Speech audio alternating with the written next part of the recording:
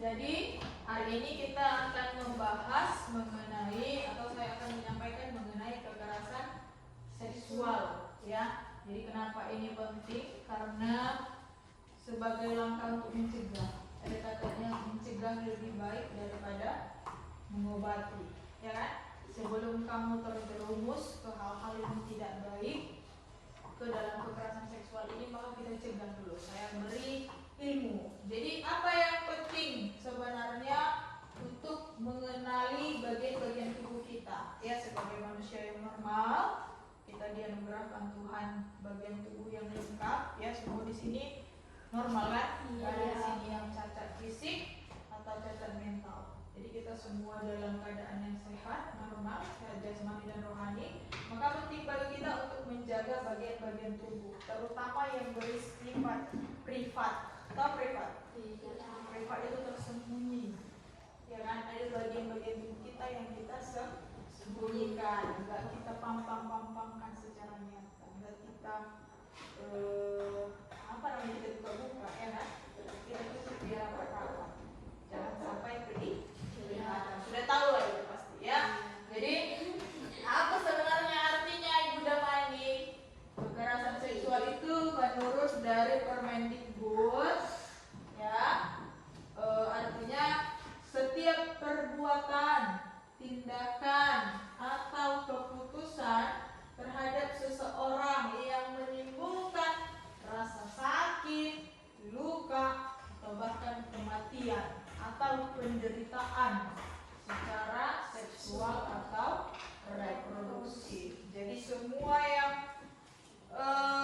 membuat kita sakit, luka, atau bahkan sampai mati, itu disebut sebagai kekerasan. Kemudian apa saja kekerasan, bentuk-bentuk kekerasan seksualnya?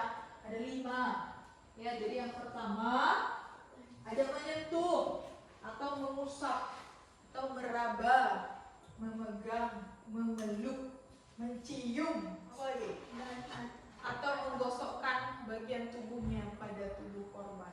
Tadi kita sudah tahu masing-masing mana bagian tubuh kita yang privat, ya kan? Yang tersembunyi, yang harus dilindungi, yang nggak boleh asal-asal disentuh. Nah, ada bagian-bagian yang tertentu yang tidak boleh kita raba, nggak boleh kita sentuh, bahkan yang sejenis sekalipun, ya. Sudah paham nggak itu bagian-bagian mana saja kan? Pasti organ-organ reproduksi. Jadi kita masing-masing punya alat kelamin. Nah, itulah yang tidak boleh untuk disentuh, diraba oleh siapapun. Ya, nggak boleh, bahkan orang tua sekalipun tidak boleh sembarangan, ya kan? Kalau itu urusan seperti ini, kamu sudah punya rasa apa namanya, malu, ya, sudah ada enggan, sudah lebih sopan, ya kan? Kalau sudah remaja. Kemudian selain dipegang-pegang atau diusap-usap, ada membuka pakaian.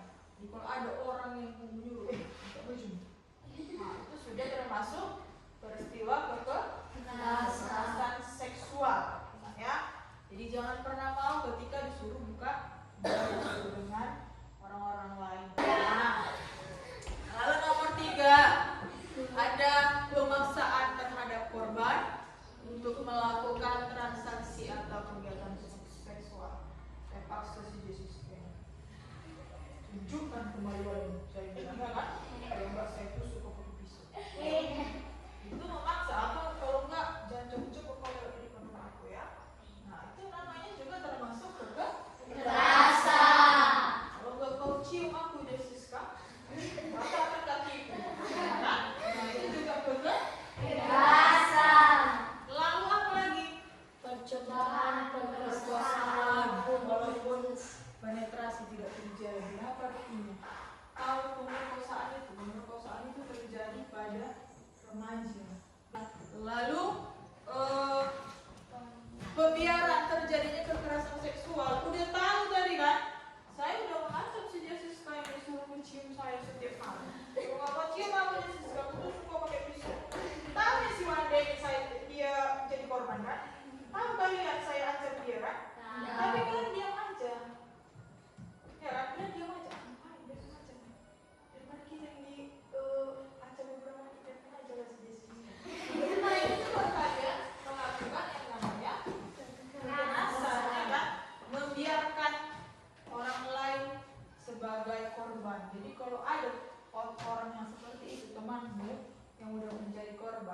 harusnya ya kamu lindungi, ya kan, atau kamu laporkan kejadian itu, ya, kamu laporkan kejadian itu. Jangan diam aja. Kalau kamu diam, kamu juga secara tidak langsung sudah menjadi pelaku kekerasan seksual.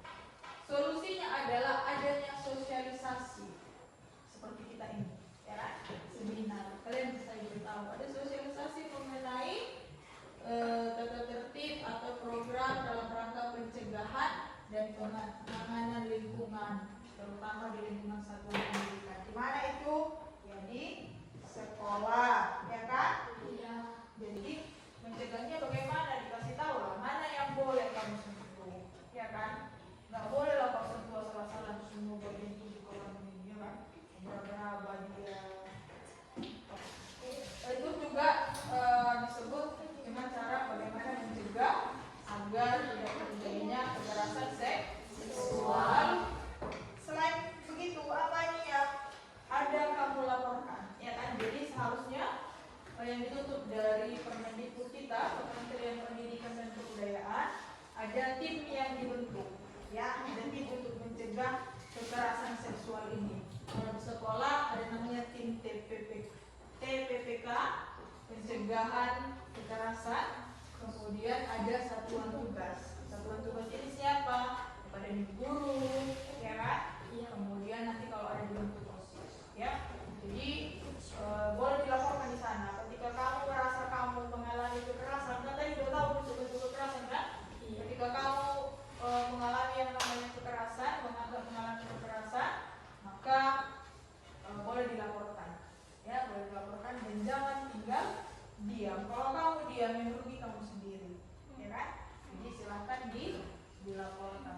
Ada seksualitas dan gender, ada kekerasan seksual yang dimaksud itu menyampaikan ujaran yang mendiskriminasi atau melecehkan tampilan fisik, kondisi fisik dari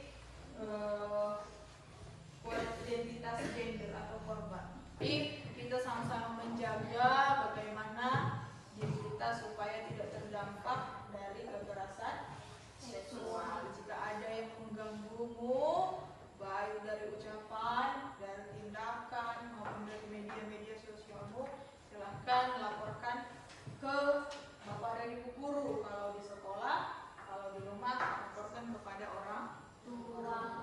Dan jangan coba-coba menjadi pelaku, ya kan? Itu kan tadi kalau jadi korban. Jangan coba-coba kan menjadi pelaku, yang cowok-cowok ini terutama, ya kan?